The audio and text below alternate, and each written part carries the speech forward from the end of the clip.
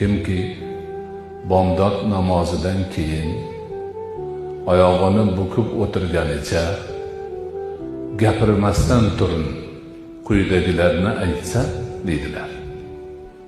Quyidagilar nima? La ilaha illalloh vahdahu la sharika lahu yuhyi va yumiit va huwa ala kulli shay'in qodir. Mana shuni 10 marta aytsa dedilar Rasululloh akram alayhisolatu vassalom. Ya'ni 10 marta sanab takrorlaydi. La ilaha illalloh vahdahu la sharika lahu lahul mulk va lahul hamd va huwa ala kulli shay'in qodir. Bir rivoyatda shu va huwa ala kulli shay'in qodirdan oldin yuhyi va yumiit ham bor. Ana o'shani 10 marta aytsa uni 10 ta xatosi o'chiriladi. Unga 10 ta savob yoziladi. Uning darajasi 10 marta ko'tariladi. Bir darajada turgan bo'lsa 10 marta yuqoriga ko'tariladi.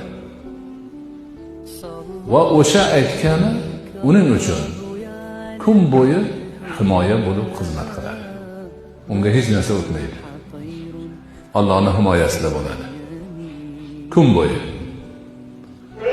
Unga gunoh ham yaqinlashmaydi, modomiki o'zi shirk keltirmagan bo'lsa deydilar. O'zi nobokorlik qilib shirk keltirib olmasa, gunohlar ham yaqin kelmaydi unga. Qarang, islomning osonligini, Allohga qurbatni osonligini.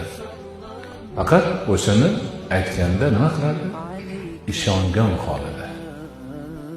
Qalbidan chiqarib, butun vujudi bilan Allohga berilib, mana shu dardlarni aytadi.